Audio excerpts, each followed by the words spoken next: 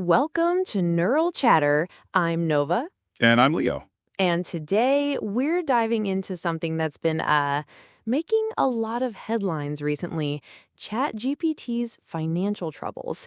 What's really going on behind the scenes? Yeah, it's kind of wild, isn't it? I mean, everyone uses it, but it turns out it's not exactly a cash cow for OpenAI.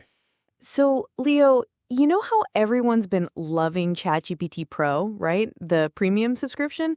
Well, turns out it's actually unprofitable. Unprofitable? Really? That's pretty surprising, actually. I thought everyone was paying the $200 a month.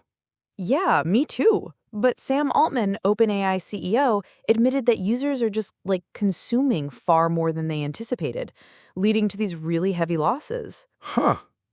Wow. I mean, at its peak, I heard running ChatGPT reportedly cost around $700,000 a day just for, energy and compute infrastructure. That's insane. It really is. And it doesn't stop there.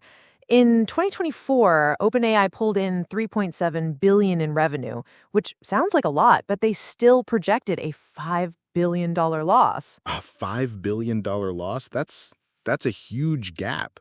So it's those massive operational expenses you were talking about. Exactly. I mean, with about 1 billion prompts per day across 300 million users, their energy consumption alone hit over 1,000 gigawatt hours annually. That's costing them $140 million in electricity alone. Wow. Just for electricity. That's eye-opening. So naturally, they're exploring some options, obviously price hikes are on the table, or even usage-based billing, especially for those high-tier plans. Oh, so for people like me who probably use it too much, I might start paying based on how many prompts I send. That makes sense, actually. Probably. And they're also doing this major restructuring, shifting their for-profit arm into something called a public benefit corporation. Right, a PBC. So they're trying to balance profit with their original nonprofit mission, keeping that oversight. That's a smart move, I think.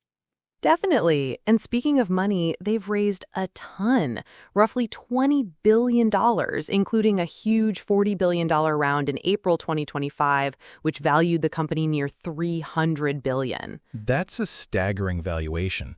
So even with all that investment, they're still struggling with the daily costs? Well, it sounds like they're also renegotiating terms with major backers like Microsoft.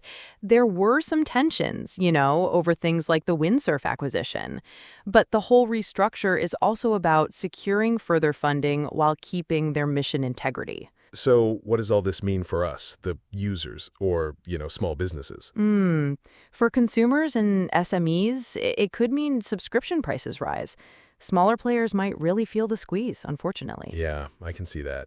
And for the broader AI ecosystem, it really underscores how even market leaders like OpenAI struggle with the sheer compute, energy, and overall profitability of these massive AI models. Totally. It all boils down to that unanticipated demand. Premium users just push these systems so heavily, exponentially raising the compute intensity. And it's those massive infrastructure costs, high-end GPUs, the top talent to manage them, and, as we said, electricity. It all adds up really fast. But the good news is OpenAI isn't on the brink. They're under pressure, sure, but they're pivoting, adjusting pricing, restructuring their legal and capital setup, and optimizing their infrastructure. So basically trying to figure out how to make powerful AI economically viable. It might lead to pricier ChatGPT tiers for us, but hopefully with clearer, fairer usage models. Exactly. And for the whole AI industry, it's a massive wake-up call. Powerful AI demands powerful economics. That's all for this episode of Neural Chatter. Thanks for tuning in and learning with us about the fascinating and sometimes costly world of AI. We'll catch you next time.